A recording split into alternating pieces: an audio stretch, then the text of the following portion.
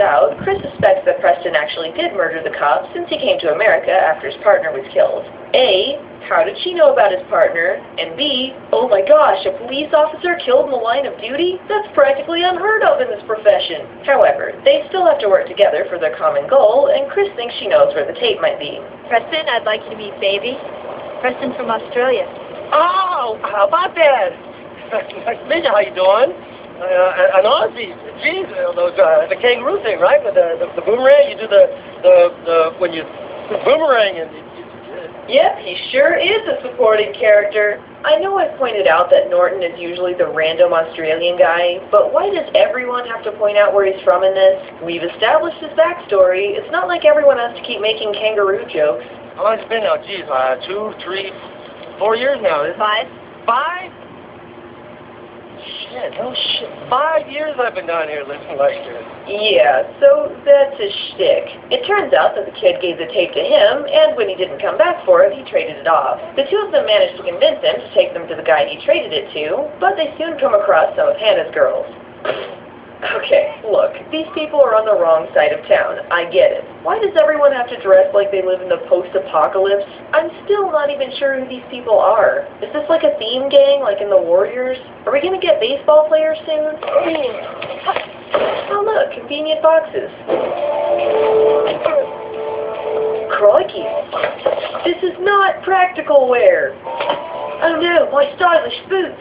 So, how do you like the state so far, huh? Haha, he's from Australia. So Drago and Rita are having some sexy times when we get some new information. Drago is actually Chris's brother. They hatch a plan to take Chris and Preston down. Maybe Brian Thompson will actually have a scene outside this room. Who knows?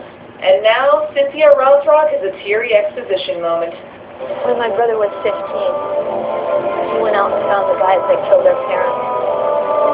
He got vengeance on his bare hands.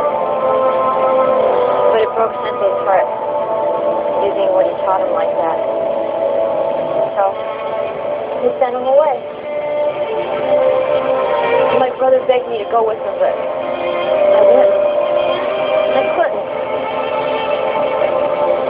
Sensei was like my father, you know? Maybe that's why my brother killed him. I don't know. Now, well, next scene. Preston, Chris, and Baby have to get inside a club to see the guy Baby traded with, but the bouncer isn't letting them in. Luckily, Chris has a plan. Hi, I'm supposed to meet my friends here, and, I think they're all inside, but, this is an emergency. And I'm like, oh my God, please, I need to be let in?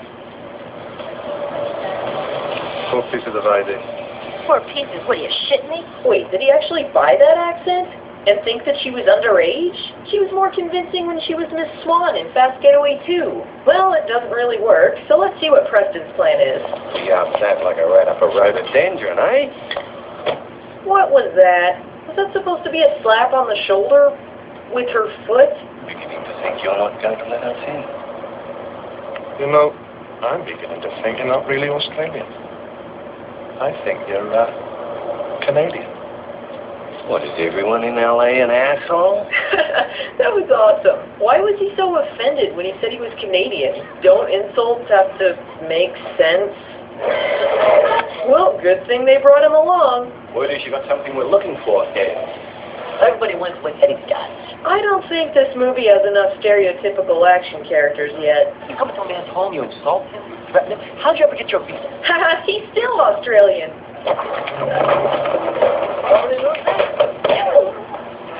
Oh, so that's the real reason they brought Baby along. Dan? Well, this is. You know, that threat doesn't really work if you don't actually use your fist. I'll kill that ugly bastard. Oh my gosh, he beat the king of mullets. All bow down to the new mullet king. Bullshit physics man, away! Let me use my chase scene music selector for this one.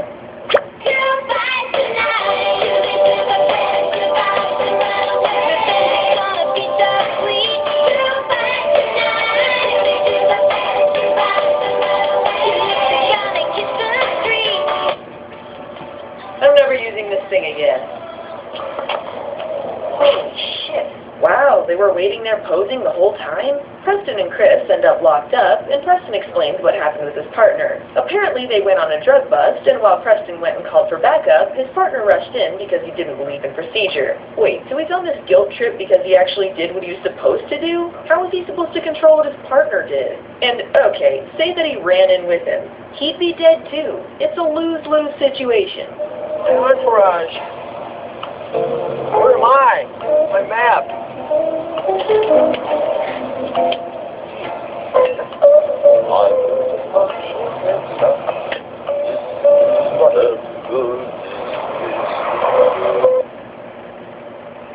Keep being yourself, baby. Shock and awe, Hannah the Hun is not really the trustworthy type. Also, she's kind of a crazy person, so she keeps the tape as blackmail and organizes a fight in her arcade. I've never met TV stars before, and never in Australia. I forget, what country is Preston from? Now at gunpoint, Hannah forces Preston and Chris to fight each other. Oh no, two friends pitted against each other. Mano y mano.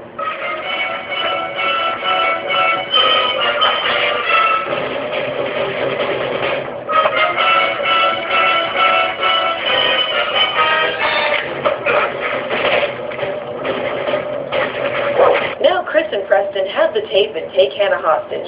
Hannah doesn't like it. Frankly, Preston doesn't give a shit.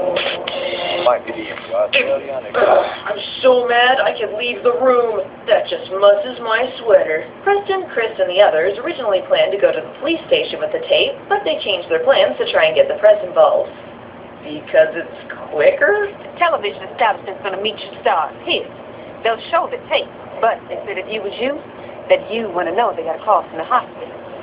Draco took his friend Paris. Why did the hospital call the television station? And if it's public knowledge that Drago is the one who did it, then why aren't the non-corrupt police officers trying to get him? How is this keeping a lid on his cocaine operation? Chris goes to face Drago while Preston waits for the television station. And wait, is he? Yes! Drago has finally exited his room! Yay! That is what fancy asked to die. I listen. A foolish choice. I speak like no normal person speaks. Preston shows up to help, handing over the tape. Now it's time for him to stand on the sidelines anyway. Chris and Drago start their epic fight. Now it's time to right the wrongs and end the family feud. Brother and sister in a fight to the death.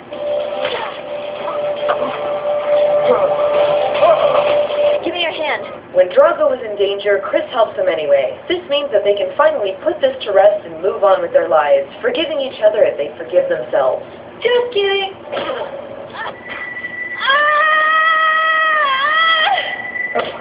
With Chris alive but injured, it's time for Preston to save the day? Oh, come on, this was Chris's story. It's kind of cheaping out to just have Preston do it. Lame.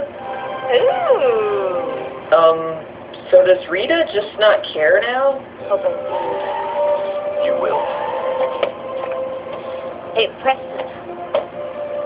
You could have taken it. Maybe, if you wanted to. Except you got thrown off a roof, sucker! So in conclusion, despite all involved parties being defeated or caught, Preston's problem is never solved, Chris is horribly injured, and they make one last Australian joke. So happy endings all around. Final thoughts. Region Honor is a fun one. It's nice to see Richard Norton a bit more prominent in this, and I enjoyed how annoyed his character seemed to be most of the time. Rothrock is solid too, and I enjoyed the bit characters they threw into the mix. While it might not be the most memorable of Rothrock's movies, it is a solid action flick. Well, we can't just leave it there. Next week it's Region Honor 2.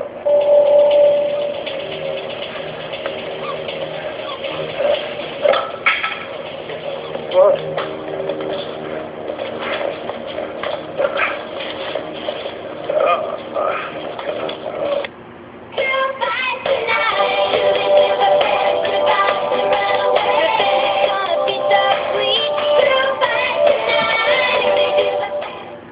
Dad?